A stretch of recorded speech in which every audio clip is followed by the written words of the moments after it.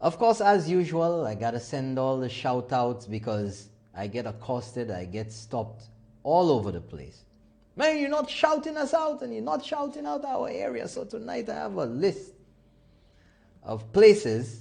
But I must mention sometime last week, I think it was Friday, up north, I met this lady. I said, hey, I watch your show. I'm like, really? Where are you from? Said, Labry. So a special good night to Labry. All of you tuned in tonight to Keeping It Real in Labry. A special good night to a new fan of the show, although she says she's been watching for a very long time. Thank you so much for watching. Special good night to those of you out there in Genoa. And I have a special, folks, I got a call today from a friend of mine who was calling from Gawan Babono. And he said, you got to give a shout out to the Abi Bar and Shop in Gawan Babono. So a special good night to you. I hear there's like about 50 people there every Tuesday night checking out the show on the big screen TV. I hear Abi has a 100-inch flat screen. So special good night to all of you out there in Gawan Babono. Special good night to the viewers in McNamara Drive. Is that right? Did I get it right? In Lance Road? That's right. Rich 4 in Dennery. Special good night to you. I'm keeping it real with you tonight. And good night to all of you down there in Dennery North. All over the place. And there was a wonderful lady I had the opportunity to meet again down there in Dennery. But I'll be talking about her sometime soon. Give you a whole analysis of the paralysis. Good night to Pro Nails in Gadet, Dennery. Yeah. Said you better shout us out. Pro Nails in Gadet, where you can go and do your zong. The zongs and the zongs. And of course, a special good night to Tom Chu. Oh, he's not Taiwanese, but he wants me to give him a special shout out in Gadet as well again. So good night to Tom Chu. And again, special viewer of the show. Every Tuesday night, I'm told, this young viewer who's only 8 years old, and her name is Makela Sandiford. Good night to you, Makela Sandiford in Richford, Dennery. Only 8 years old and a big fan of the show, as well as the whole Sandiford clan down there in Richford, Dennery, and everybody down in the Mabuya Valley and all over St. Lucia. Before I get into any trouble, Dennery, Miku, Cap Estate, Bonte, Casaba, Rodney Bay, Leclerc, Tupatu, George Cooper Drive, that's Hospital Road, those of you who didn't know. Latok Road, my special fan there in Latok Road, Hospital Road, Ciceron, Goodlands, therefore the Mon, Capitol Hill, Entrepot, Independence City. I'm going to get in trouble tonight because I won't finish. Good night to all of you in Viewfort in the diaspora as well. Canaries, Tupatu, Atlanta, Georgia, New York City, Miami, Florida, Texas, those of you in California, in London, England, and my friend who's always all over the globe, heading to China tonight. So a special good night to all of you and the original crew, now listening simultaneously on radio. I saw that laugh. On Sky FM 93.1, the original Keeping It Real crew from back in the radio days. Good night to Champagne, who's locked on, and everybody all over the place. Now, let's get into the scheme of things, folks. Yes, good night to Rich 4 in Dennery once again. Special good night to you. Yeah, I see it. I see it. You know, folks, I don't have makeup. I don't have anything. I have to do everything myself around here. And these guys just looking at me through the glass there. You know, I don't know. I don't know what's going on. But nevertheless, you know, we're going to have a hot show tonight. Let me just get this going here because none of these guys are going to be doing it for me, you know. Gotta give me a refund or something. But anyway, folks. Right. You know, sometimes you hear things, you talk about things, you discuss things, you deal with the issues of the day. You know, and right here on Keeping It Real, I keep it real with you all. And last week, I broke the story and I exposed the BS that's going on. You know, the usual nonsense in St. Lucia. We need to elevate ourselves a little bit here. But I'm going to go back to the basketball thing again. Can you turn down the volume in this thing there? I'm hearing myself here. I'm going to go back to the basketball thing because, you know, it wasn't enough that I put out the information about Prime Minister Alan Shastney. You remember that story. You heard all the brouhaha and all the nonsense out there. Good night to Bermuda. Yeah, I'm on. Okay, I see you. Good night to you. So,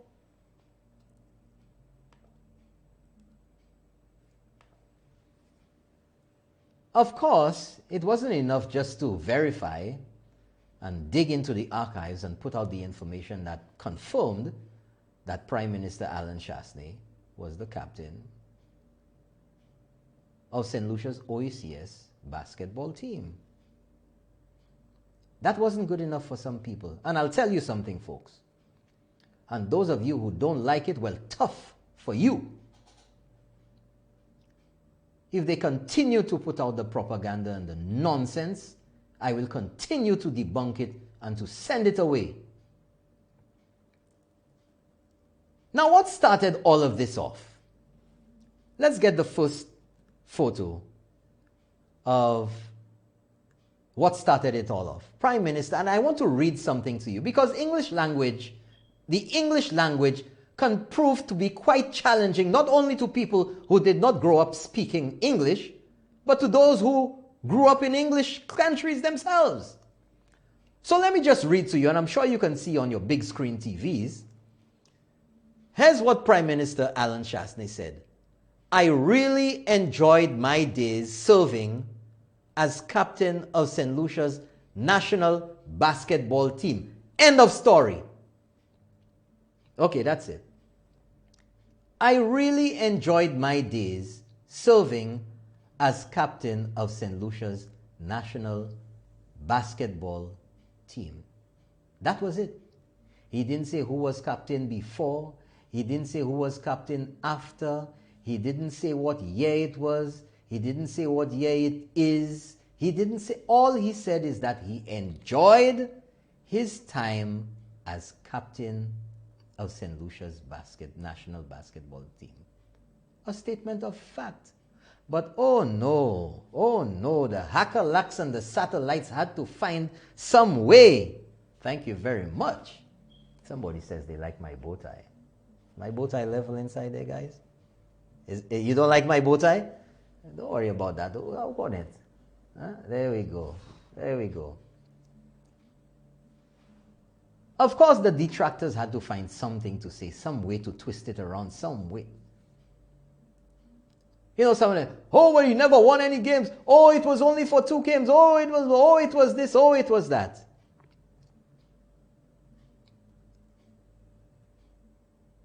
Well, I have you know, St. Lucia never won. Or they didn't win in 85, and they didn't win in 86. So whoever was captain then didn't win. So what difference did it make? What difference did it make? But I want you folks to, you see that photo, it fluffed some people's undergarments. It was like they had ants in their pants and it made them feel very uncomfortable. No, we could never let Alan Shastney get one on us. But let me show you what was put together in trying to debunk. I don't know how you debunk a fact. I put the fact out from the August or October the 18th edition of The Voice from 1986, which showed clearly. Can you pull that up? You could pull that up? Just for history for posterity with the line where it says, Alan Chastney, Captain Alan Chastney. But, you know, in the ever or non-ending quest to outdo any information, a video came out, and I'm going to show you a part of that video, where the coach or the manager of the St. Lucia OACS basketball team in 1985 was interviewed. You know, when you go over things, after the show last week, I went over those videos again, you know, just making sure that I got everything right. And lo and behold, something popped out at me that I never even realized before. You have that voice clipping? Put the voice page up. There it is. Zoom in for the people with the... Oh, they can see it over there. Second paragraph. The team was led by Captain Alan Chastney. The manager player was Alan Francis and coach Kenneth King. Now, this is referring to you could take that down now. The 1986 team, which went to Grenada. But I want to show you that interview with Striker, who also goes by another name, who was the manager for the team in 1985. And I want you to pay particular attention to what he says, specifically. Roll it. In 1985, we went to the OACS basketball competition in Antigua. Kenneth Rebroadcast, the late sorry, was the coach, and I was the manager and striker. The team consisted of 10 players, and by name for you, it was Ricky Eswick who was the captain. There was Alan Chastney. There was Alan Chastney. There was Alan Chastney. Pause that there. There was Alan Chastney. I want you to pay attention to that. The second name he mentions is Alan Chastney. I have a reason for this. Stay with me, folks. Let's keep it real. Continue. There was Alan Chastney, there was Marcus Alcindor, there was Tommy Reno, and there was perhaps Bernard Duplessis, who we call Sir Ivan.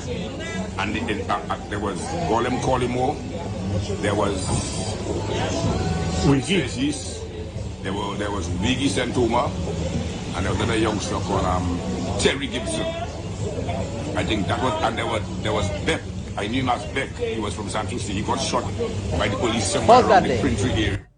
Beck, that was my schoolmate at St. Mary's College, and his name, shame on you for not knowing manager of the team, his name was Paul Mathering. Tall guy. Continue.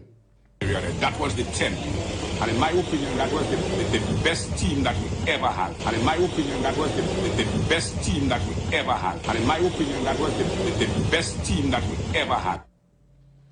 In my opinion, the manager then, Striker, in his opinion, that was the best team, the best basketball team we, St. Lucia, ever had. Listen again, he said that was the best team we ever had, the 1985 basketball team. And the second name he called as being on the best team we ever had in St. Lucia was Alan Chastney, which in my basic and humble understanding of the English language suggests to me that Alan Chastney was one of the best basketball players we ever had in St. Lucia. Pamwe Kidi, don't get vexed. Don't get vexed. I'm only taking the lead from Striker. Okay? Now, hold on. The best team in 1985 went to Antigua for the OACS championships there. And guess what? The best team we ever had did not win the tournament. They didn't. However, the following year, when Alan Chastney was captain, they didn't win either. So the best didn't win, the other one didn't win. You see what I'm saying? But it got even more ridiculous, and I'm ashamed. Folks, I'm ashamed. I'm ashamed. I have to tell you that. I'm ashamed. Not to be outdone, they went to find a captain, one of the captains, back in time, of the St. Lucia OACS basketball team. And the guy was sick. The guy was looking dejected and down. And he confessed that he had been sick for 9 years and he has something, whatever it was. I will not even play the video. I will not even do that. That was so unfortunate. That was so exploitative. It was a disgrace. But what they were trying to get out of that was that Prime Minister Alan Chastney played basketball with this guy and he needs medical attention and nothing's being done. Not saying that also, as a former national player, this guy was sick for 9 years, in his own words. But of course, they will conveniently forget that he was 9 years sick, which means that 5 years ago, into the previous administration, he was sick too for 5 years and 4 years into this administration. But of course, the subtle way of trying to hang it around Prime Minister Alan Chastney's neck. And who knows, people wondering, was this guy paid? Well, you know, what was done to entice him? Yeah, I mean, what's the benefit? I mean, was that really necessary? Come on, man. Let's get away from this thing anyway. Let's get away from this. But before we do, you know I will not let such stupidity and nonsense get away. Flush it! That's right. There's some more. Flush it again. Nonsense.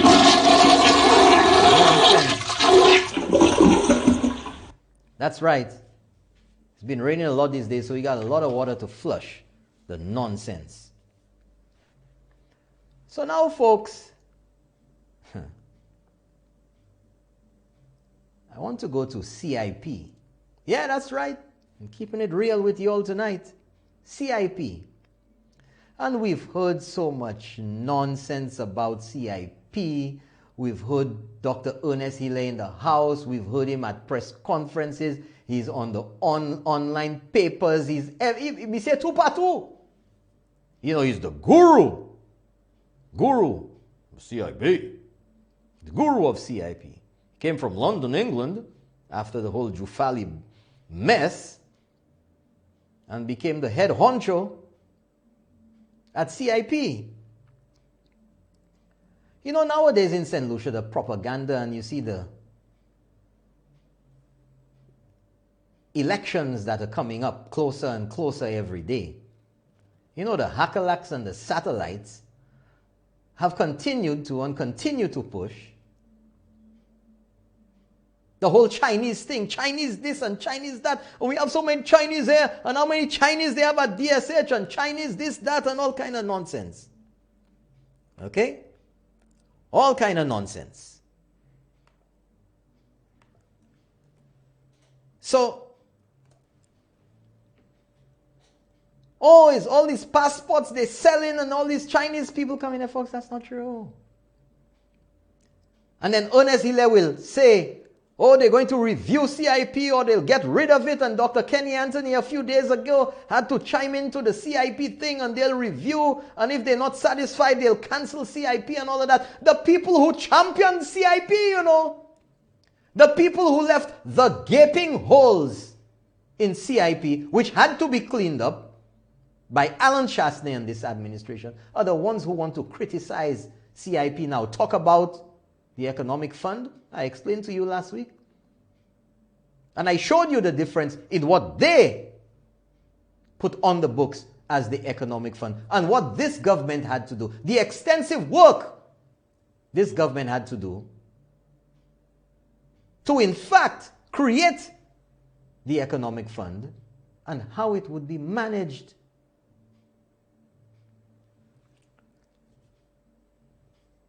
But let me tell you something, folks. St. Lucia is a member of the OECS, just like Antigua, Dominica, Grenada, St. Vincent, and some other islands. But those that I mentioned have their own CIP programs. Stay with me now, stay with me. And even if St. Lucia does away with CIP, and even now, although whether we have limited CIP applications or approvals for Chinese is totally irrelevant. We are a member of the OECS. And by reason of the free movement of people, when a person becomes a citizen of Antigua or Dominica, guess what? They have free movement to St. Lucia. They could come to St. Lucia and buy a house. They could come to St. Lucia, buy land. They could come to St. Lucia and do what? Open a business. Oh my gosh. Oh no. But I thought it was CIP St. Lucia that caused all these Chinese to be able to come here in the first place. So even if Ernest Hilaire or Kenny Anthony get into office in the next 20, 30 years or whenever and decide to cancel CIP, what effect is that going to have on Chinese or anybody coming here when St. Lucia is a member of the OECS? You didn't think of that? I'm keeping it real with you. Special good night to the big fans of Keeping It Real on Market Street in Ansley. You didn't think I forgot you tonight, did you? Ansley, good night to you. So all of this nonsense, all this bravado, all this BS talk about CIP and we'll redo this and we'll redo that, papi show. A péché c'est domnicien. Qui ni passeport qui Chinese. A péché au vin set lisi. A péché c'est Chinese là, c'est chinois qui ni passeport antique. Ebe la guinade. A péché au vin set lisi. A péché yo, honest. A péché yo Kenny. You see the foolishness? You see the foolishness, folks? Well, let's move on.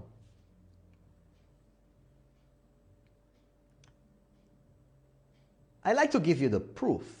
I like to, let you evaluate exactly what I'm looking at. Give me the OECS travel. There you go, folks. Government of St. Lucia page. And right at the top there, Thursday, August the 21st, 2014, St. Lucia implements instruments for OECS free movement of people. Yeah? Under which government? Dr. Kenny Anthony and the SLP. Citizens of the OECS Economic Union who travel to St. Lucia can now stay here, or there it says, indefinitely. Dominica, Antigua, St. Vincent, Grenada, those who have the CIP programs. When a Chinese gets CIP citizenship in Dominica, that means they can come to St. Lucia. They could come here and live. Doesn't matter whether we have CIP or not. So don't be bamboozled. Don't let them use the 3 B's principle on you. That's right. The bullshit baffles brains. Don't fall for it.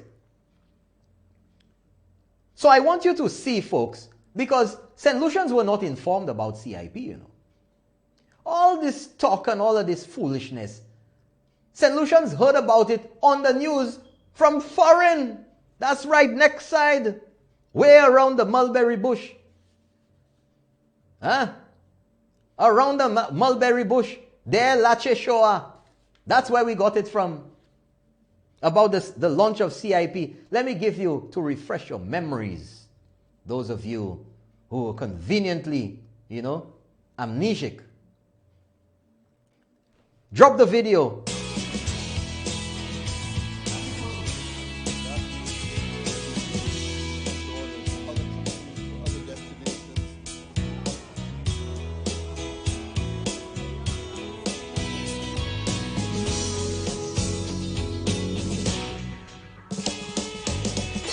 Ladies and gentlemen, I take the opportunity to formally announce that the St. Lucia Citizenship Investment Program will commence accepting applications for citizenship by investment on January 1st, 2016. I thank you one and all for allowing me to address to you tonight. Yeah, I see you all sneaking up on me. You saw the two people walking in there? Oh yeah, Dr. Kenny Anthony and Ernest Hilaire. And I'm sure they know tonight, just as they did back then, that because St. Lucia's a member of the OACS, and if I remember correctly, correct me if I'm wrong, because I remember I heard it, that St. Lucia was the first country to open up to OACS, freedom of movement people. Correct me if I'm wrong. But, you know, we hear a lot of talk from Ernest Hilaire about the new manner in which you can gain citizenship in St. Lucia. Make a donation of 100,000 US or 250,000. And it's like, oh my gosh, that's no good. St. Lucia's cheap and we've gotten to the bottom of the barrel and blah, blah, blah. Or are we competing with everybody else? We're competing with everybody else. So this is a way to raise funds. In these times, le COVID, hatchway presque tout bagay. God, blame man, you understand that, Ernst?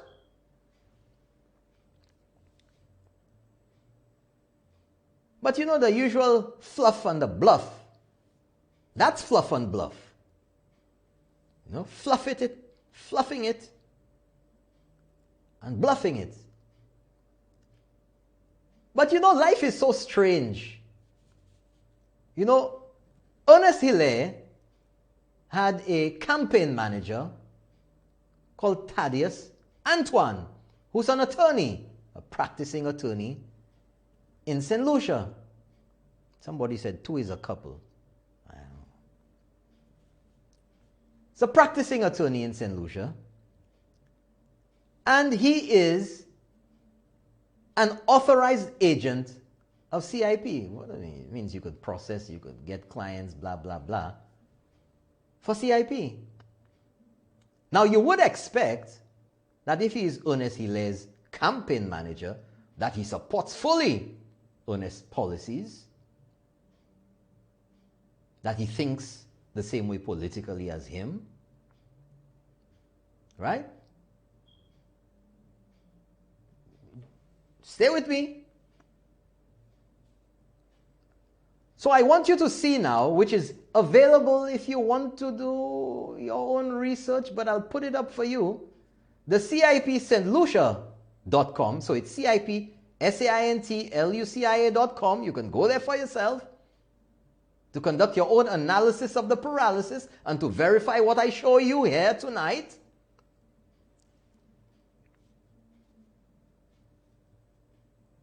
I just got some information. I'll tell you about it in a while. Let's go to the CIP authorized agent page. There you go, folks. I want you to scroll down. Hold it right there. Hold it right there. See where it says authorized agents? These are the authorized agents in St. Lucia to actually deal with CIP. They're the agents for the people who want to apply for citizenship via CIP. Scroll down.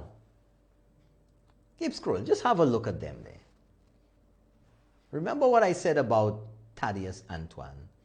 You would expect that if he is Ernest Hilaire's campaign manager, or was, that they share the same thoughts, that they would discuss these issues, that there would be strategy throughout, you know, his tenure in office as an opposition member, as a representative. Right? Keep scrolling. I want you to see, folks. Keep scrolling. There we are on the right side. You see the right side there? You see the right side? TM Antoine Partners Advisory Inc. Thaddeus M. Antoine. Napa Building, suite number 1. I just want to present. Zoom in. Somebody said zoom in. Their TV is too big, so that looks small on the screen. There you go. That's it. Zoom in. Now go up and center to the right. There you go, folks. There it is right there. Open for business. TM Antoine Partners Advisory Inc. Ernest Hilaire's, at least. Also partners in Carnival and other ventures, whatever those are. But a day or two after it was announced in the House and the necessaries were done to accept the 100,000 US dollars or 250,000 as monies that you could get a CIP passport with. It's bonds, 6-year bonds. Here is what went flying across to the Middle East from none other than Thaddeus Antoine. There we go, folks. CIP St. Lucia update. Zoom in for the people to see, please.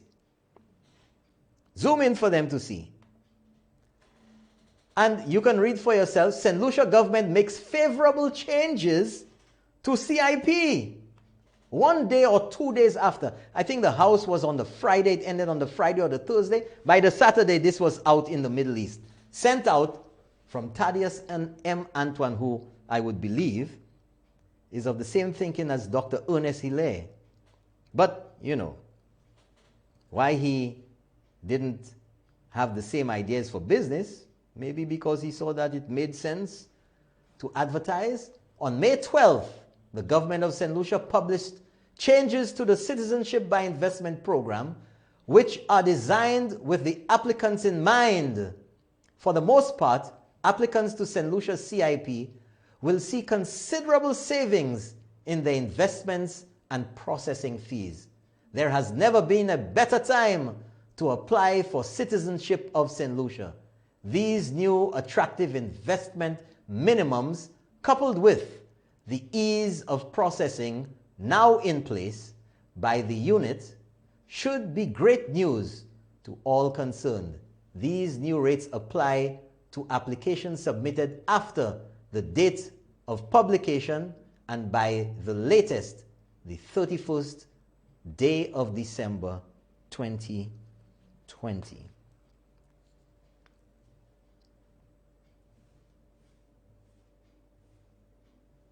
We'll take our first break, let you think about that, and we'll be right back.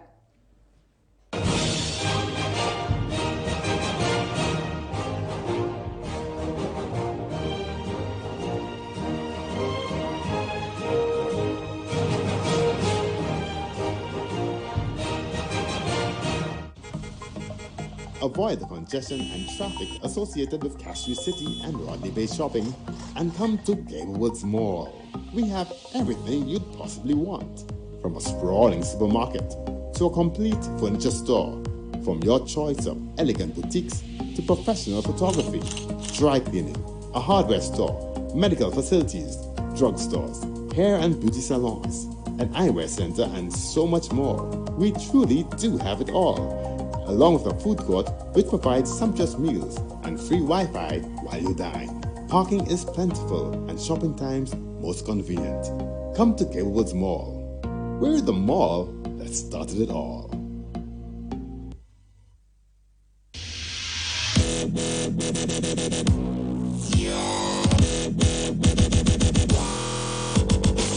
The Bryce water tanks are of top quality and highly durable. It's a monolithic tank, meaning it's just one unit, which makes it stronger than the other tanks, which comes in 2 pieces. It also carries a Hellguard lining, which is FDA approved. Bryce and Company, build for living, build for life. Tibanan Caribbean Bistro and Bar, nestled within Coco Palm, a boutique hotel in the heart of entertainment capital Rodney Bay, offers a truly unique experience with the best food, drinks, and music. Open 7 a.m. to 12 midnight daily for breakfast, lunch, and dinner. Tibanan specializes in authentic French Caribbean cuisine, delectable tropical cocktails, and the best live entertainment on Fridays, Saturdays, and Sundays. Tibanan also offers catering for weddings, special occasions, and conferences.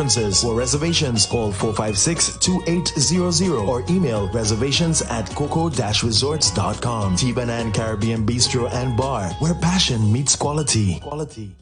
Tibanan Caribbean Bistro is now open for takeaway and delivery only. Place your orders by calling 456-2866 or 724-9309 or email orders@coco-resorts.com. Takeaway orders to be collected at hotel reception area and delivery fees vary on your location.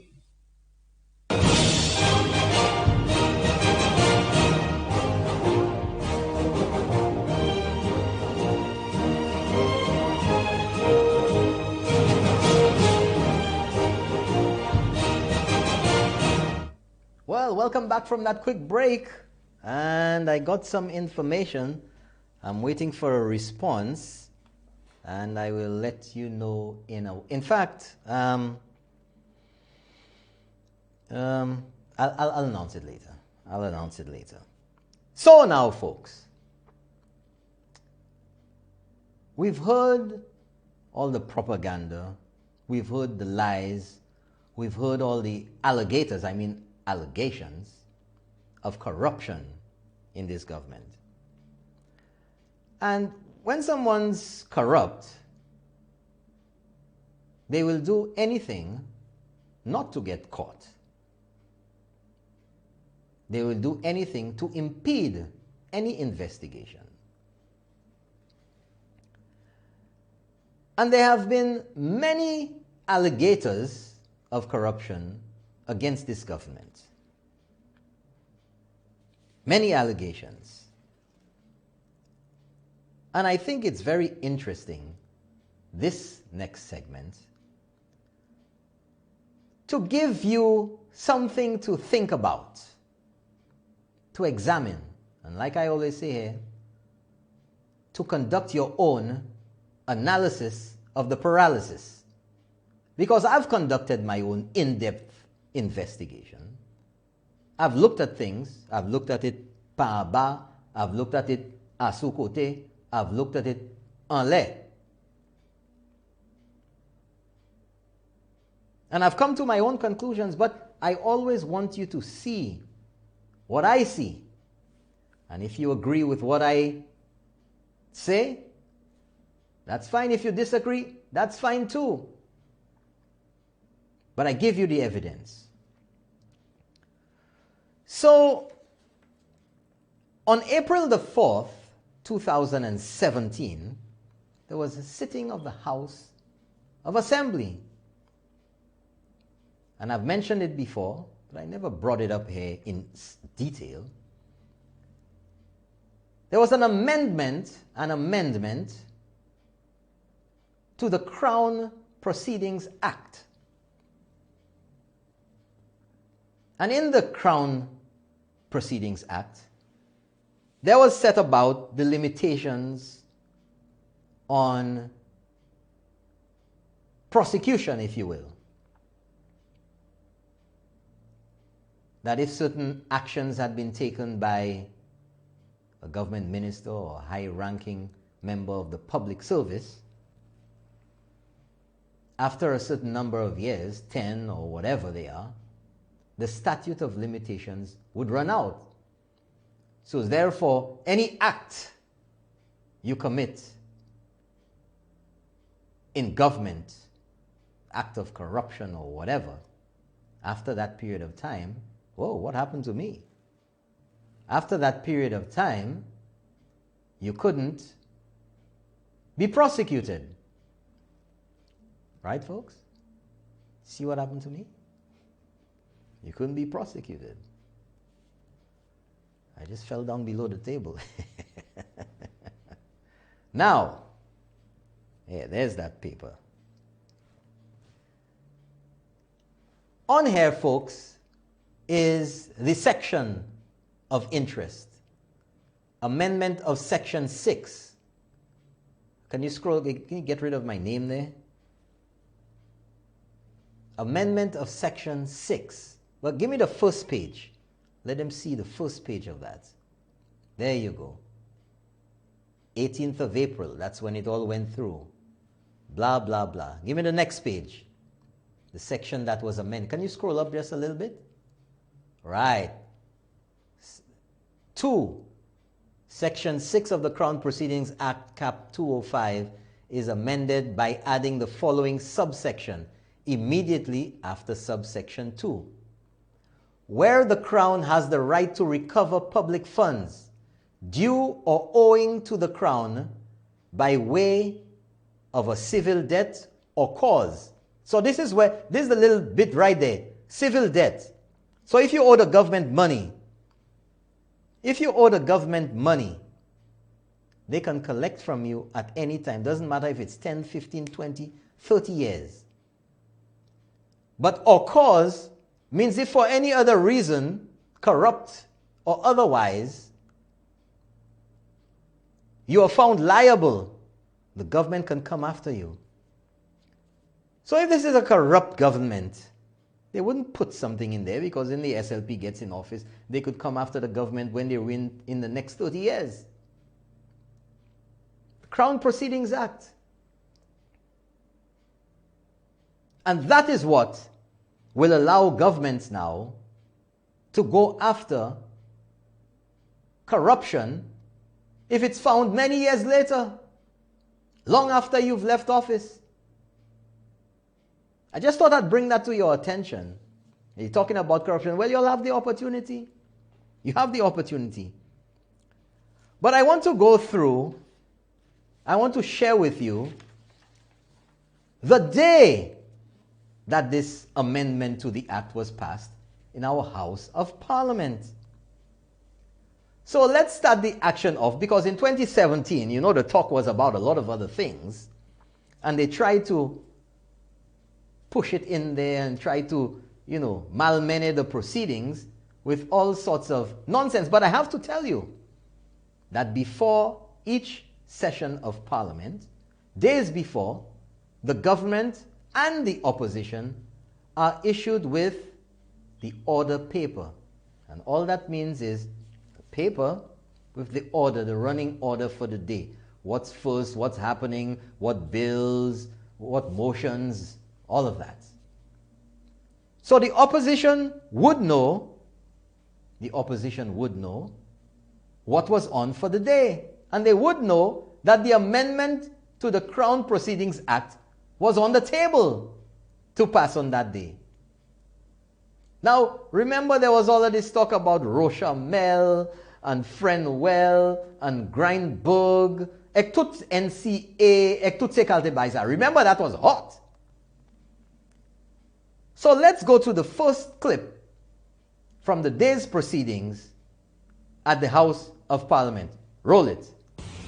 Honourable members, please elect a Deputy Speaker.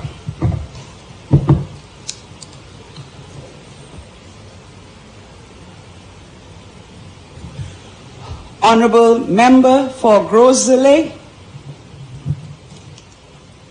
Madam Speaker, in light of his long-standing service to this Honourable House and his extensive experience and his background in legal matters, I would like to nominate the member for Beaufort South.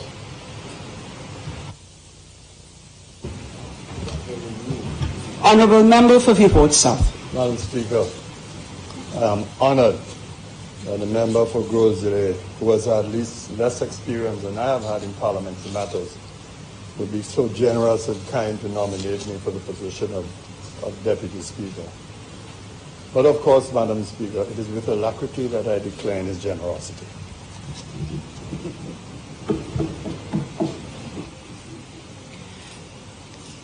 Okay, a nomination being moved, being declined. Any other nominations for the position of Deputy Speaker? Honourable Leader of the Opposition. Madam Speaker, I'd like to nominate the Honourable Harold Stanislas. If I may, Honourable Leader of the Opposition, and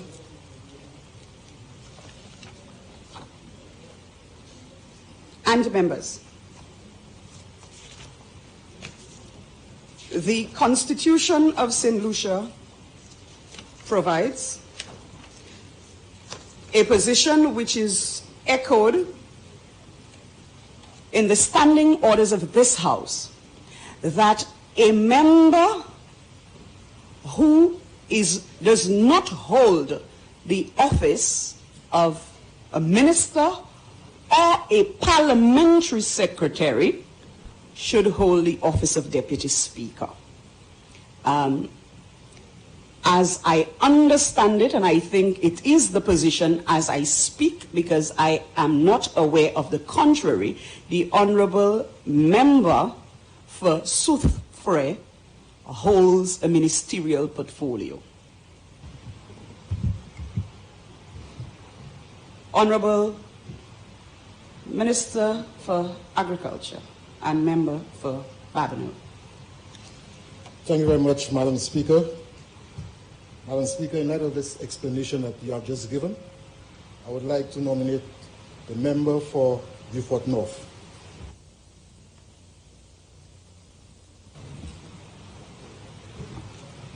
Honourable Member for Beaufort North. Madam Speaker, it is very clear that members opposite are taking this house for a papi show. I wish to decline the nomination. They have made every member over there a minister, and they are clearly taking this house for a papi show. It's close to a year. They should nominate a deputy speaker, Madam Speaker. I decline.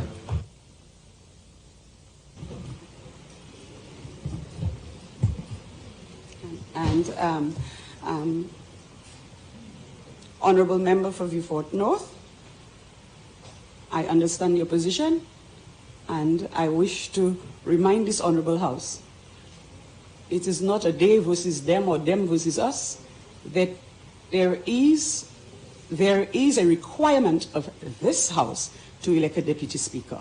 Now, is there any other nomination?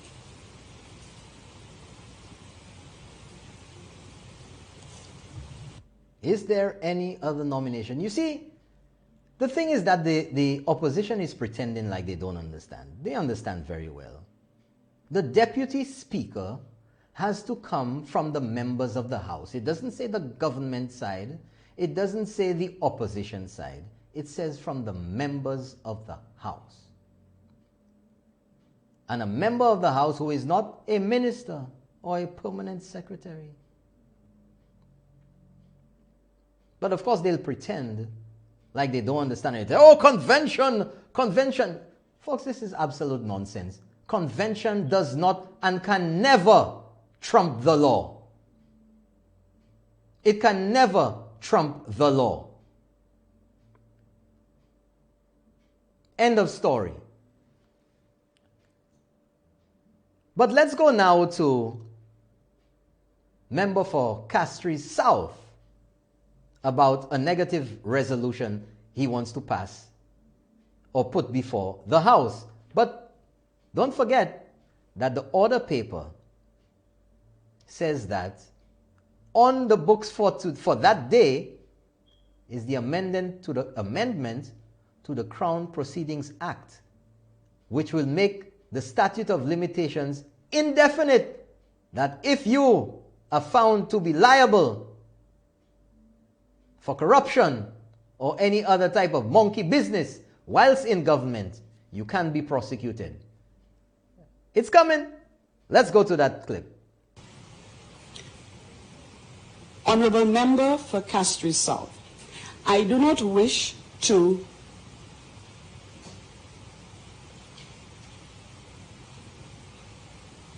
sort of jump the line to say what you're about to what you're thinking or where you're going with it. What I wish to inform is that there has been previous occasions where items that were on the order paper have been removed the day of a sitting. That in itself and of itself is not new. Whilst I understand your sentiments, I am saying it is not that the motion will not be tabled in Parliament at all. I am not saying that. What I have said, what I've written to you and I've indicated that the motion will be deferred and will be heard at a later date. Your motion is in order because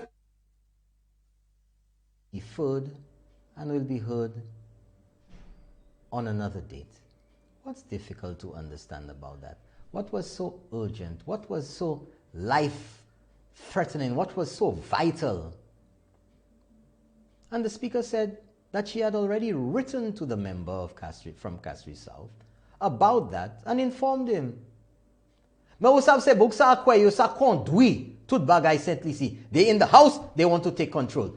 They in opposition, the government is in office, they want to control. The government taking care of COVID-19, they want to control. The government decide to assist people, they want to control. They want to dictate. They have to tell you, oblige fait, manière nous dit, manière nous vle. Because we are the opposition. Darn it. And you'll do what we say. We will not let you govern. I mean, anything the government does is never good enough for the opposition. Nothing. Nothing. Nada. Rien. So at some point you have to decide, darn it, I'm going to do what I was elected to do. To hell with those guys. Because when questions are asked, and particularly Ernest Hilaire in the House, continues to ask questions, and we've gone through this here before, with regard to CIP and what the monies, how the monies were put into use and what projects, and the Prime Minister answered him, and immediately after he was responded to, he asked the very same question again and again when he got another answer, because there is no intention on the part of the opposition to accept anything from the government, because their sole intention is to disrupt, to create problems, to not accept. The evidence is clear. It is clear. So in this case, the Speaker of the House has written. It's not good enough. Not good enough. Nothing is ever good enough for them. Continue with the video. Your motion is in order because the laws so provide. But I am saying it has been removed from the order paper and it will not be debated or presented at this sitting of the House. No, Madam Speaker, with all due respect, I am saying you are wrong in your interpretation. Madam Speaker, the procedures allow. Madam Speaker, if you are not going to allow me to address the question you gave me, I will not yield to you. Madam Speaker, Madam Speaker, we shall leave this House. It's some honest, Mrs. Speaker.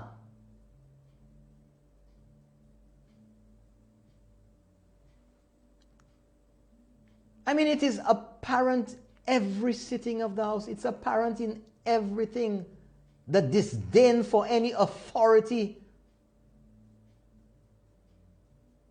The lack of any intention to accept anything from anybody else. The government puts out figures on tourism, they're not right. Puts out information on unemployment, wrong. IMF writes a favorable report about the government gave IMF wrong info. The World Bank puts out favorable info about the government, wrong. Department of Statistics Department puts out info that makes the government look good. These people, they are wrong. They didn't do it right. Ministry of Finance technocrats who were the same people under the former administration. The Statistics Department, same people under the former administration. So the finance people put out information in the estimates of expenditure. They prepared a budget. Numbers not wrong. What did they say about them recently? Sometime last year or the year before, the banks came together, a consortium they called it, to give loans to the government. It was Bank of St. Lucia, First Caribbean, Kisaye, the banks. Number of local banks. And the opposition went crazy in the House. Oh, how could the government be borrowing? There wouldn't be enough money for people to borrow. It does not matter what you do. They will find something wrong with it. And when you demotivate them, when they realize you demotivate them, whop, they come from another angle. Same thing they did with Alan Chasney. When the proof came out that he was captain of the St. Lucia team, well, oh no, that's not good enough. But, well, he didn't win. He didn't win. It was only for how many games? Well, the picture he had there, he was not the captain of that team. He never said so. But you know it's toujours to want to turn you off so that all that you hear is the baloney, the propaganda, the lies, the nonsense. But the truth is out there. And I tell you, I'll give it to you. Not demo to you. But let's continue. Let's see the behavior. This house is becoming a dishonorable house. It is supposed to be placed on the next order paper. Madam Speaker, I ask you for a chance. Honorable member, there has been a point of order raised. May I please take it? You think that's West Indies cricket? Madam Speaker. You see what I'm talking about? But then coming up next, not too far away from that now that the disruption has been stopped, coming up soon is the amendment to the Crown Proceedings Act that there's not going to be a statute of limitation on corruption. Can you imagine that? Let's see what happened. Let's see what happened. Roll. I will address the entire House and more specifically, Honourable Member for Castries South. I am saying to you that I've dealt with the matter. It may not be in a manner that you are happy with, but I am now proceeding to the next agenda item, which is statements by ministers. You see what I'm talking about? Want to have their own way, like you're controlling, you're not the speaker. Sit down. Want to control. It's not going the way you want to control the house. So now Apoesa going out. But is what's coming next? You know? The amendment that's coming next. Zotve Pavle Pale about Rochamel. Pavle Pale about Frenwell. You see? Boo! You suck! Boo! You suck! You see? Boo! I mean, seriously. It always happens in the House. When it does not go the way that they want, they try to rewrite everything, make it go the way they want. Typical behavior.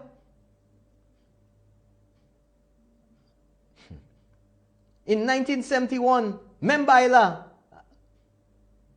a leader of the SLP, walking out against the record is there, folks, over the years. Over the years. Walk out, walk out, walk out. Le yo passa fes ay ovle. Puis c'est yo ka conduit contre pays ya. Yo ka conduit Saint-Lucie. Même si yo en gouvernement, eh bien si yo der ou si yo opposition, c'est même bay là. Nou pa mêlé, yo pa mêlé. C'est yo ka conduit pays ya. So let's go over now to Boy Wonder, Guy Joseph at that same sitting. On the Southwest Coast Road, these are bigger ones. We've not dealt with Grindberg.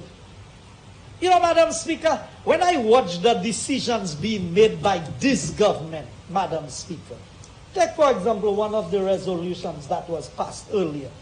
We are encouraging NIC to invest in viable projects. Projects that is revenue generating for St. Lucia. You know what they were doing with NIC money? Building a big office building where government can even pay its present rent, but you want to build more office for government to pay rent.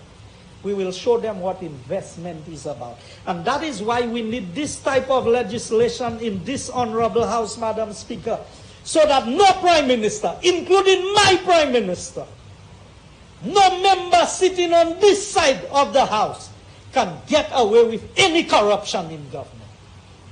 And in the next 30 years, if Labour come into office, Madam Speaker, they will have an opportunity to investigate everything we did, and there'd be no statutes of limitation for them to worry about. That is how confident we are about our method of... Go back just a little bit there. I wanted you to see the empty seats that have shown themselves so many times on the opposition side of the House. Just go back, yeah. The next 30 years, if Labour come into office, Madam Speaker, they will have an opportunity to investigate everything we did, and there'd be no statutes of limitation for them.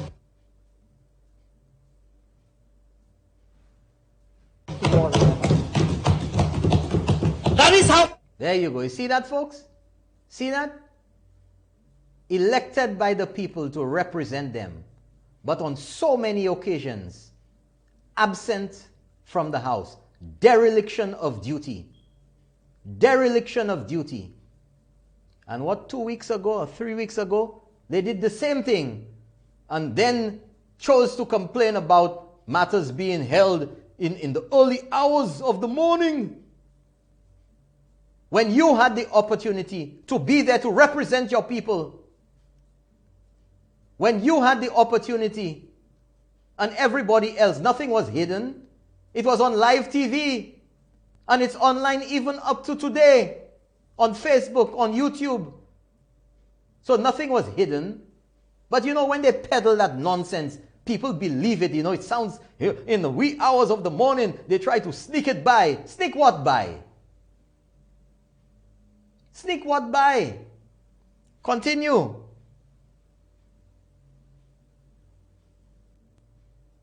How confident we are about our method of governance, that we are governing for and on behalf of the people of St. Lucia, Madam Speaker. No Rochamel can happen under this administration, Madam Speaker. They can talk, they can make noise, they can try to capitalize on giving wrong information to the people of St. Lucia. That's right. But the people are smarter. The people are more enlightened today. And so, Madam Speaker, as I go through this, and I realize how much they exploited the people of St. Lucia in terms of disagreement, they paid the debts for their friends at Friendwell. Madam Speaker, that is what they did. Friendwell Limited from Pigeon Point Hotel Limited could not be claimed by the government for Friendwell Limited. The shares so purchased had remained with Friendwell Limited. No shares were passed by Friendwell to the government and people of St. Lucia. So we paid their debt, and they did not allow us to get what we were rightfully entitled to. And so, Madam Speaker, I want to conclude my statement by saying today that as I go through this agreement, time and again, Madam Speaker, I see more and more of the corruption, more of the maladministration. And you know, the commissioners were very mild in their description. They called it maladministration. But what were they administering, Madam Speaker? They were administering the money. The main architect of this agreement was the Minister of Finance. So what he was maladministrating was the money of this country. That is why we have such a high debt to GDP ratio. That is why when my Prime Minister says the country is broke, people want to say, oh, why the Prime Minister said? These were all the bad decisions that led us to where we are today. But thank God, Madam Speaker, we have a sensible government governing the affairs of this country today. And while there are challenging years ahead of us, Madam Speaker, we are going to put this economy back on the right path.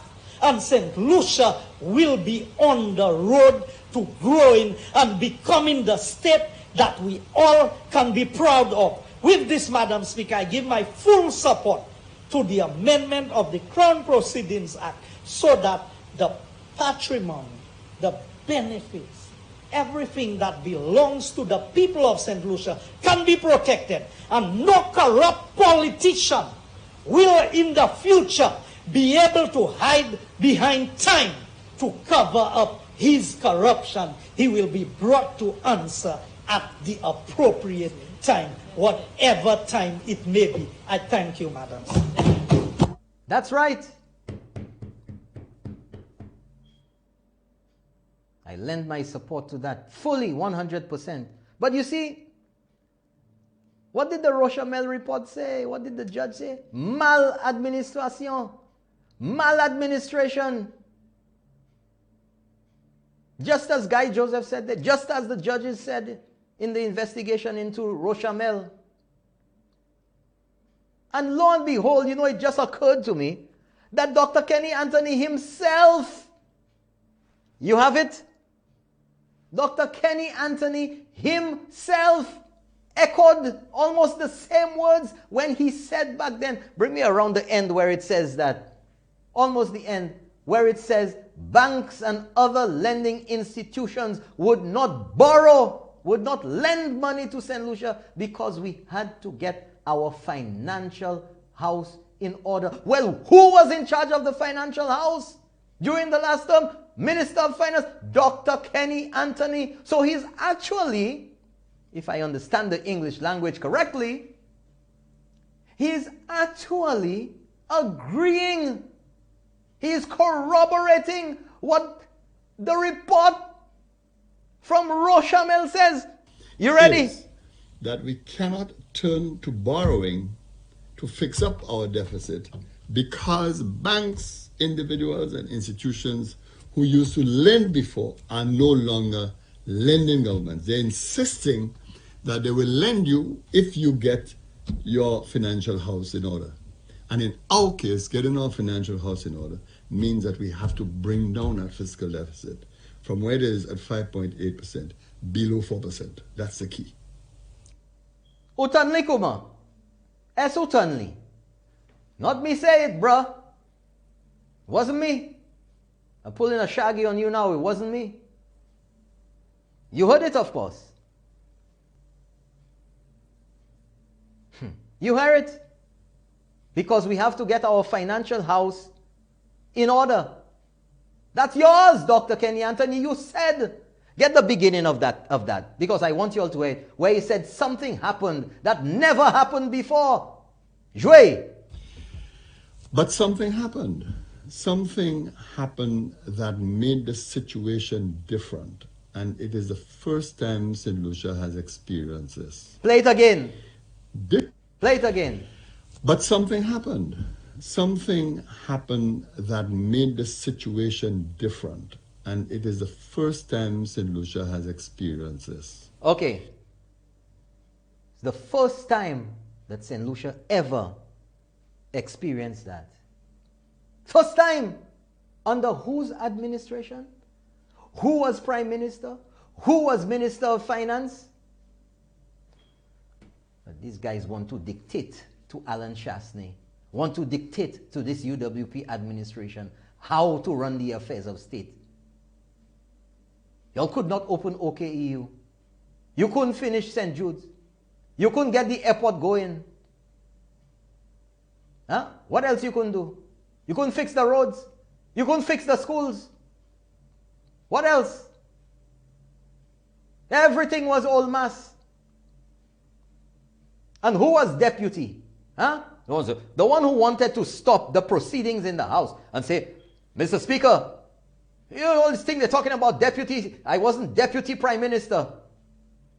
Mr. Speaker, I want to call for an adjournment of the House or suspension of the House or whatever, his ID. So I could go to my home or the office to get the letter from Dr. Kenny Anthony to say I was deputy. Philip J. Pierre, who was there? What did he say? What did he do? Huh? The accountant, the man with all the figures, the man who was saying that he could do better than Alan Chasney, and he could give what? $250 million to help the economy recover after COVID and all of that. He had his stimulus plan. He never said where the money coming from, you know. Never said so.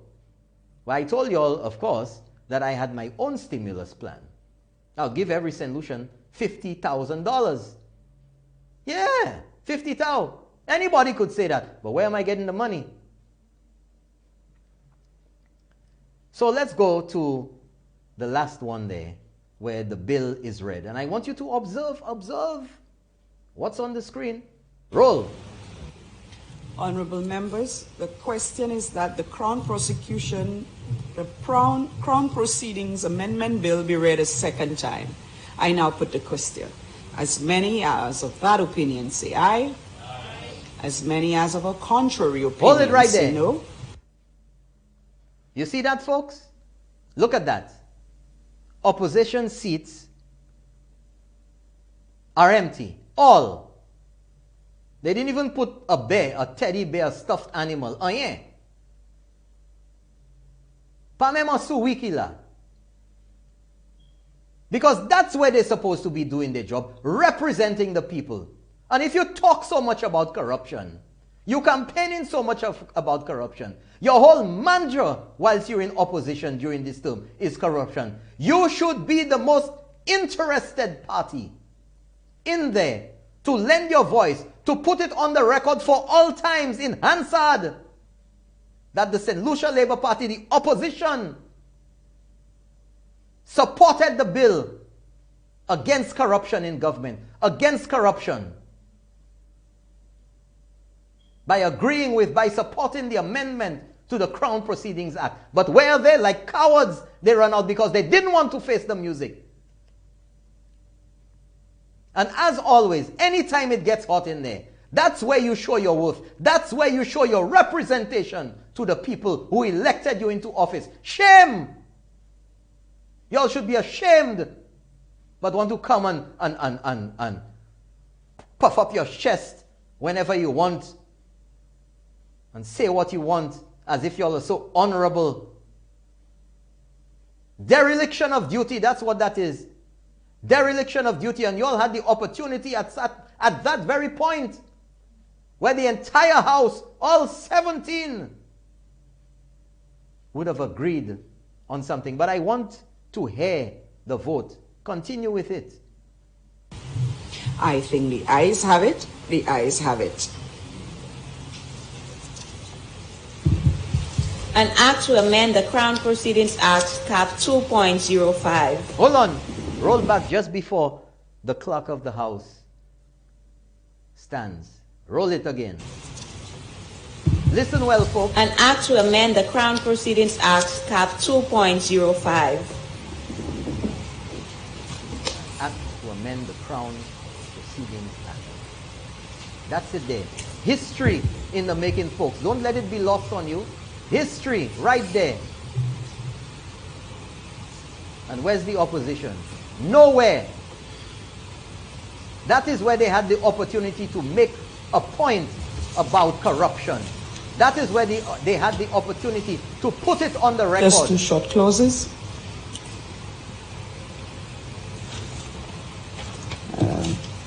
I've taken the liberty of, every member has this.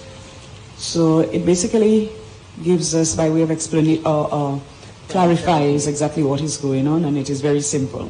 So I've also, for the benefit of members, included Article 2078, and basically makes it, as we've heard, imprescriptible. So there is no time limitation. No Clause 2.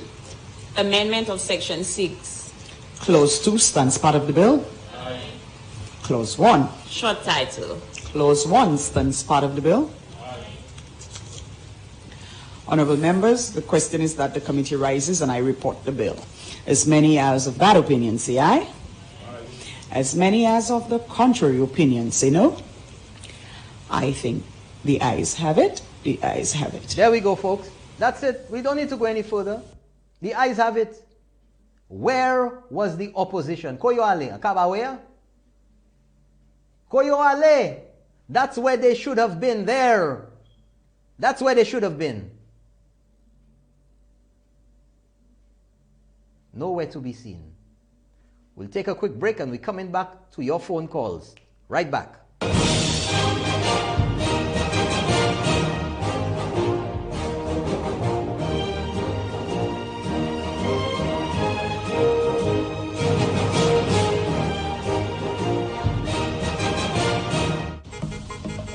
Avoid the congestion and traffic associated with Castries City and Rodney Bay shopping and come to Gablewoods Mall.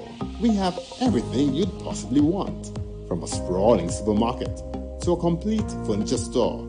From your choice of elegant boutiques to professional photography, dry cleaning, a hardware store, medical facilities, drugstores, hair and beauty salons, an eyewear center, and so much more.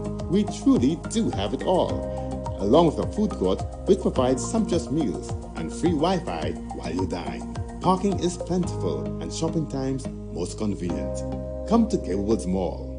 We're the mall that started it all.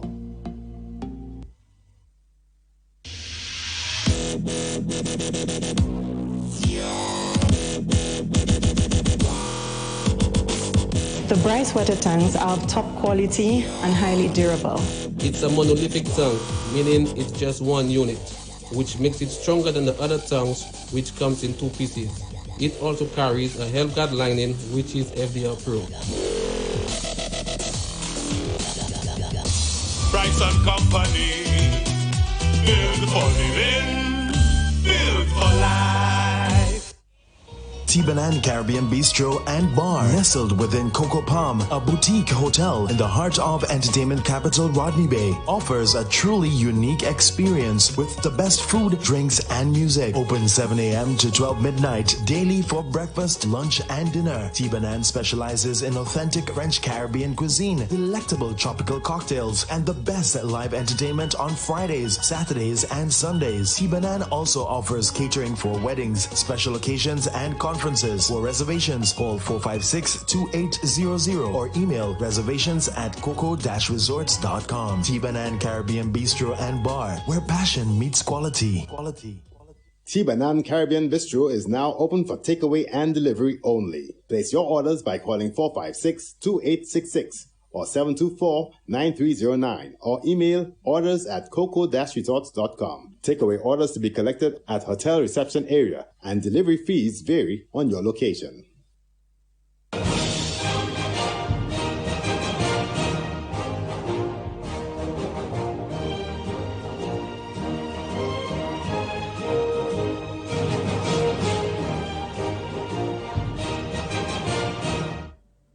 Welcome back. Final break. That's it. We're going into the home stretch. But, you know, the nonsense that we see from the opposition, it has to be called out for what it is. Absolute nonsense. There we go. How's that? There you go. Gotta be level.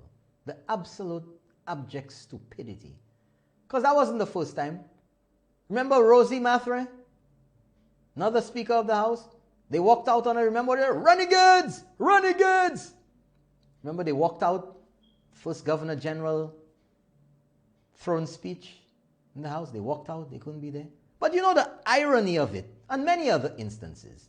Now, last, before, 10 years ago, 15, 20, 30 years ago. That's their habit. That is their habit. That is the old playbook. It's worn out. And I'll tell you something. Next week, I will show you the old editions of newspapers where the SLP walk out of the House. I will show you. It's their pattern of behavior. They are predictable. That's how they behave. They want to have their way alone, as if St. Lucia is theirs and theirs alone to control. The nonsense that is going on in this place, it's time for it to stop. The people of St. Lucia have to send a clear message about this stupidity. Walk out of the House. They will walk out of the House. I mean, the leader of the opposition walked out on his own motion of no confidence last year. Baite Tocho Puli, Sorti, Malmes. On his own motion. And the other guys there on his side there and walk out with him. Yokite Ale Bokoi. They didn't even look at him. And if you want that, I can show that to you next week too. I've shown it to you before. Put the number up. But you know, I have a message for that coach that with regard to your ailment, not the coach, the former basketball captain, I have a message from the Ministry of Health, and the Ministry of Health would like to assist you in dealing with your medical condition, a medical situation, and they said they have no contact number for you, so they would like me to inform you through the program, and they would like to see what they can do to assist you in your current situation. Okay, so somebody could forward that information. The number to call, 450-0777. If somebody calls with that number for him, they'll take the number, tell them you want to give the number off the air, and I'll pass it on. Good night, you're on the air. Let's keep it real. Hello. Good night, you're on the air. Hi, good evening. Good evening. Thanks for calling. Hi, good evening. Uh-oh. Okay, we lost that one. 450-0777. Call me now. We have another call. Good night. You're on the air. Let's keep it real. Hello, good night. Good night, sir. Yeah. We always listen to you, but sometimes I really listen to you, and I'm hearing like you mostly talking of past tense alone. I don't hear you talking much about the present tense. And in that kind of situation now in this country, we would like to hear more from the present and the future. But anyway, we cannot tell you what to talk about, because everybody has their opinion, and we have to agree for another's opinion. But that country now is in a condition where people are really suffering. A lot of suffering, and they put everything on the COVID-19 situation. We don't know. But to see a country just go through a disaster of sickness, and to hear that the country is already advertising books, that is looking very strange. But in other words, since we have, I don't know how these politicians is having so much power. You know, they really they have a lot of power whenever they find themselves like Minister of Finance and those things. I don't know where they're developing all this power. And this situation that we are going through right now, in this situation, we don't want people to be taking too much power in their hands to kill their people. Now, for example, we need some investment in our country where we don't have, most of the countries, we don't have money to invest. But we find the government have so much power that he can give any amount of million to an investor or a foreign investor. Any amount of million and any amount of land at cheap rate. And those of us that are on the lands, they kick us out. 30 seconds, caller. See that? You have 30 seconds left. Yeah. So we don't want, like, in terms of Kenyan Tony just came, Kenyan Tony opened for every poor people to get water free, current free, and in fact roads free. In fact, nice step, Kenyan Tony did all that. But the UWP government seems to be mashing up everything that Kenyan Tony put in place for the poor. And sorry to tell you, I observe you have erased every scripture in the Bible that talk about the poor because of that party that is in power. I observe you do that. You will have to rewrite it if the Labour government come back into power. You'll have to rewrite them. But you rewrite the Bible, caller? Good night. Okay, thank you very much. Thanks for calling. Thanks for keeping it real. Well, that's your opinion. I must say you were a little misguided there. You don't want to talk about the past, but you want me to talk about the future. Well, number one, caller, I'm not a gade. I can tell you about what's happening now, but one of the things you have to realize, caller, is that our past is what is affecting us today. Because if you, as a younger man, made bad decisions with spending your money when you were younger or on your last paycheck, then when your bills come now or when other responsibilities come to be handled now and you cannot deal with it, you have to deal with what you did in the past now. And a lot of what we're dealing with right now is as a result of what happened in the past. Now you talk about the government giving incentives and giving all these things, giving land. Caller, let me remind you that this is not anything isolated to this government. The former government did it as well. Other islands in the region did it as well. First world countries do it as well. In fact, you have them lined up for me? Those pages. Any order you want. Let me show you what concessions and incentives are given. New York City gives concessions.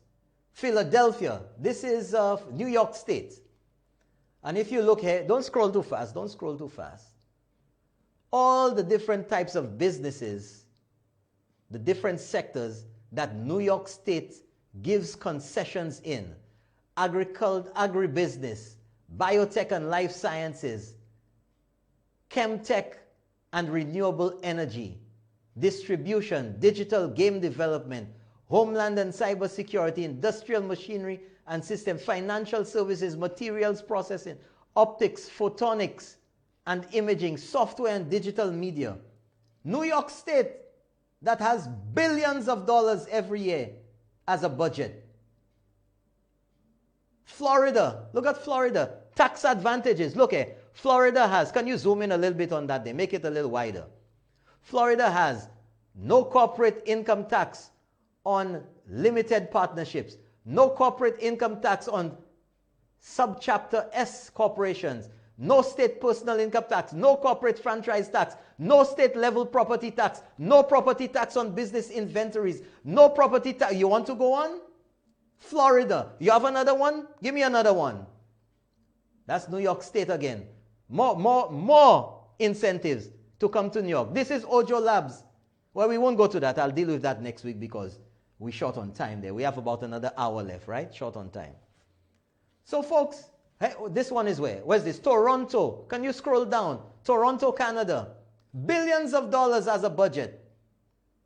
Oh, it's not on that page. You have the other Toronto page? Yeah? But you get the idea, folks. You can Google it yourself. Business incentives in Toronto, business incentives in London, England, business incentives in Sydney, Australia. You have states competing for businesses to come to their state. They compete. Pennsylvania is competing against New York. New York is competing against Houston, Texas. Miami is competing against Los Angeles, California. So St. Lucia is not the only place where they give you land to lease at $1 an acre a month or whatever. You get a 1998. This is nothing new. The St. Lucian Hotel. All of you who know the St. Lucian Hotel was on a 99-year lease of the land. So what is so peculiar about DSH getting? It's the same thing with the withholding tax. When it's under the SLP, it would buy all right. UWP getting office, your cafe, Membaila is a different story. You're competing in the world, and like Alva Baptist said when he was interviewed about the traveling, the cost of traveling, government officials, what did he say? The pool of money that's available now is much less. It's not the days when we weren't independent and we were getting grants and England was giving us this and we were getting stuff all over the place. Countries have cut back significantly. So what do you have to do? You have to lobby. You have to go after them. Because in essence, we're begging. So if the pool is smaller, the efforts that you have to make have to be greater. So we want investors to come here. What are we going to do? And Sir, who just called about the NIC, there's nothing illegal about it. I've showed it on multiple occasions here. Multiple occasions that the NIC Act allows the NIC. Do you have it? Okay. The NIC Act allows the NIC to invest surplus funds by giving loans. Do you know, sir, that the NIC invests on Wall Street? Because the money the contributors make, the contributions every month from the workers of this country, are not sufficient to pay the benefits. So you have to invest just like a bank. When you put your money in the bank, you think the money is sitting in the vault? They give people loans. And they charge them interest. That's how the bank makes money. So the NIC can purchase properties. They can invest in businesses. Why can the NIC, why? Tell me if that makes sense. How is it that the NIC can invest in a company in New York but they cannot invest in a company in St. Lucia. That doesn't make sense. That's not logical. It does not compute. Something's wrong with that type of reasoning. It's not sensible. Why can't you invest in your own country when these businesses will come over here and create employment? That is why this government put on the books, what's it? The Headquarters Act. Just like New York, you see. Come to New York, they give you all these taxes. No taxes on this, no taxes on that. Same thing in St. Lucia. If a company with more than 20 people brings their headquarters to St. Lucia, they have no taxes. And if a St. Lucia is employed by that company, like Digicel, Digicel's headquarters is here, the St. Lucian working there will pay no taxes. But what is the reason for that? Because when you bring in all these people, they rent, they buy a car, they go to Grosley when it's open again, they'll shop at the supermarket, they'll buy clothes, they'll pay for electricity, they'll pay for water. That's money into the St. Lucian economy. That is the strategy. And clearly St. Lucia is not the only country doing that. St. Vincent is doing it. Barbados is doing it. You think Barbados would not want to get Ojo Labs instead of us having it here? Why? So we have to think a little bit more about these things. We have anything there? You have that NIC Act? What do you have for me? Yes. Okay. Folks, as usual, every week I tell you I'm going to bring you the updates on St. Jude's. So let's see what St. Jude has to offer today, although it was a little gloomy, and because of the light, because of the clouds, it's a little washed out. Well, let's see another angle of St. Jude's.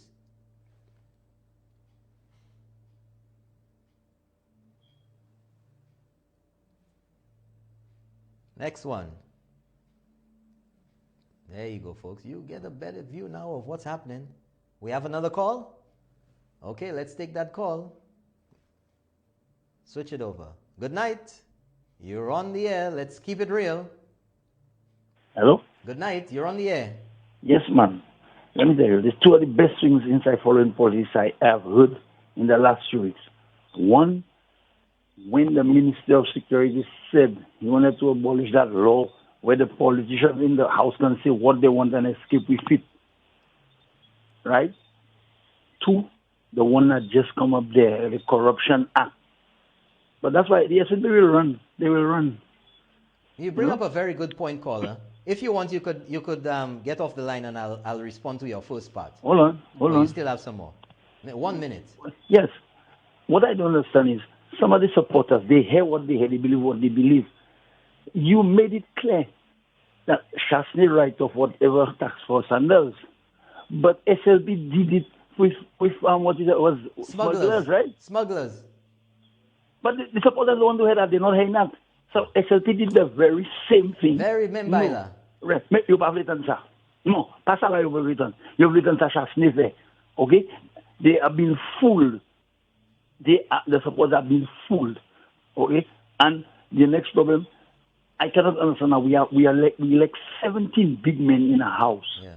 There's a problem in the constitution where it comes to the deputy speaker. 17 big men cannot sit down and fix it and make it right, make it clear. Caller, what was that first point you made there? You made 2 points. What was the first one? The first one where the Minister of Security said whatever they say in the house. That's what I want to tackle. Okay, yes. I'll let you go and I'll answer you off the air. Okay? Right. Thank you very much.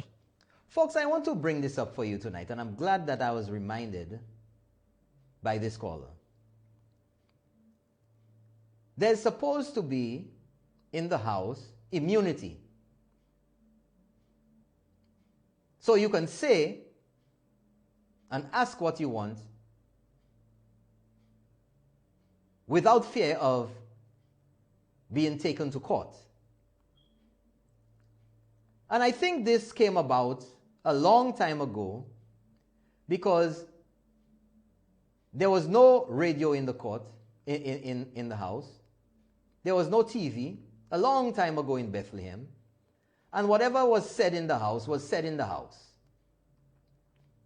But now with social media, with TV, with live coverage, I think there needs to be something done about this. And Ernest Hilaire is a classic example of that. Because he's on the record of saying it and it's on video. And a number of them will use that immunity to make statements in the house knowing full well that it is going out live on the air.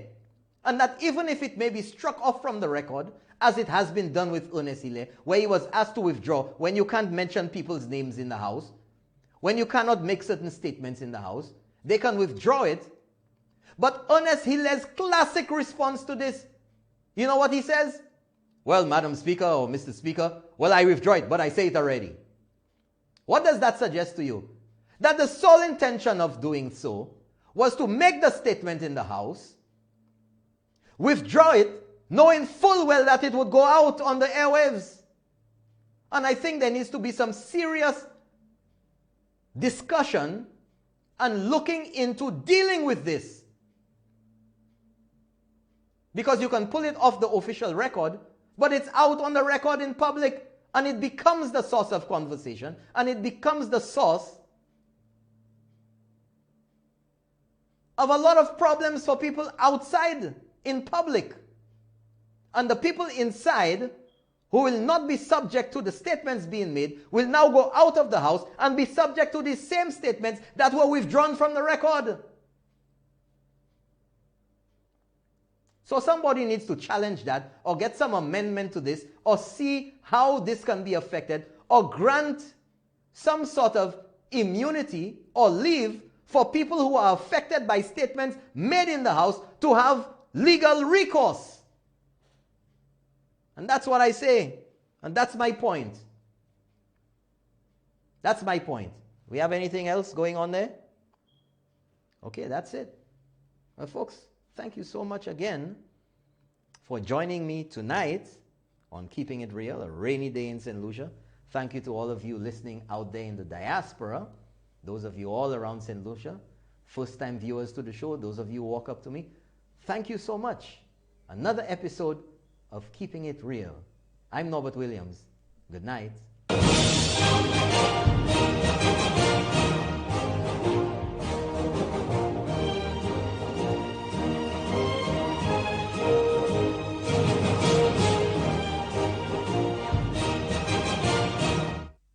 The opinions expressed on this TV program by the hosts, guests, and callers are solely their opinions and responsibility. They do not necessarily represent the views and opinions of Hot 7 TV or its affiliates.